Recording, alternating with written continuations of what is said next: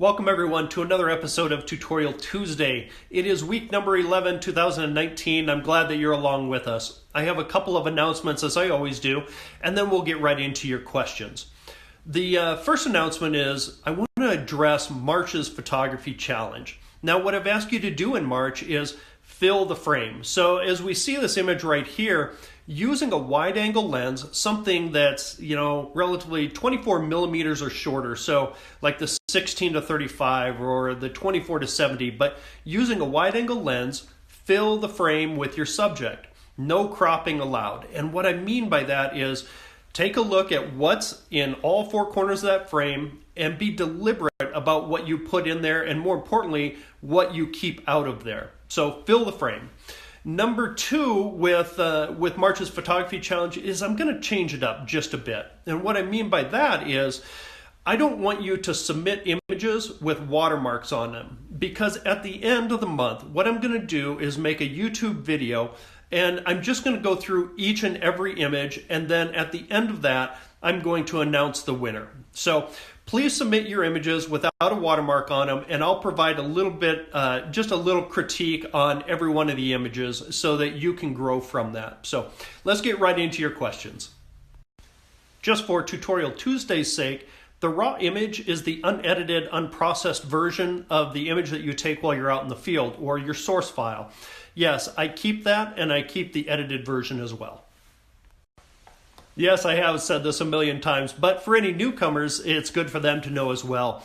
I use Adobe Photoshop and Adobe Lightroom, and 100% of my images go into Lightroom, and maybe 30% of those go into Photoshop. And just a quick follow-up for any newcomers or any new viewers, all of my previous Tutorial Tuesdays are on my YouTube channel. If you look up Chris Dickinson Photography on YouTube, you'll find them all there. The primary lenses that I use are the 16 to 35 and the 70 to 200. Now the 16 to 35 is a version 3, my 70 to 200 is a version 2, and I have two separate bodies that I carry those on. I'll tell you what, I know this isn't the only time that you've asked this question, but here's my promise to all the viewers. I will, at one of the brandings this year, I will dedicate specifically to uploading to YouTube and show you how I shoot those. What a fabulous question to ask. How do you decide which genre of photography to be in? The short answer to this is actually asking yourself what kind of genre of photographies are there as far as editorial, still life, creative, and things like that.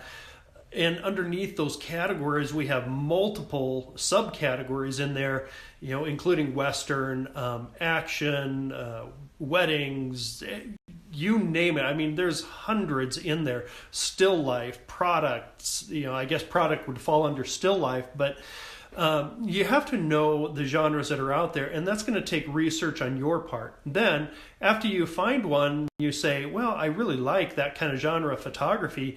Then it's about trying it. And most of the things, and I say this kind of broadly, but most of those genres of photography you can try at home for yourself. Look it up specifically, try it out, and see if if it's something that you like. Now, most of us, and I include myself in that, most of us kind of serendipitously fall into one category of photographer, where maybe we're in the Western world, but within the Western world, a lot of people say, I'm rural, and that really limits my opportunity. But I say look at it from a different angle. So let's say you try and do some product photography with leather working or spurs or boots or something like that. You still have such a wide variety of options available to you, even if you're rural. But you have to know what's out there, and then you have to try it and see if you like it.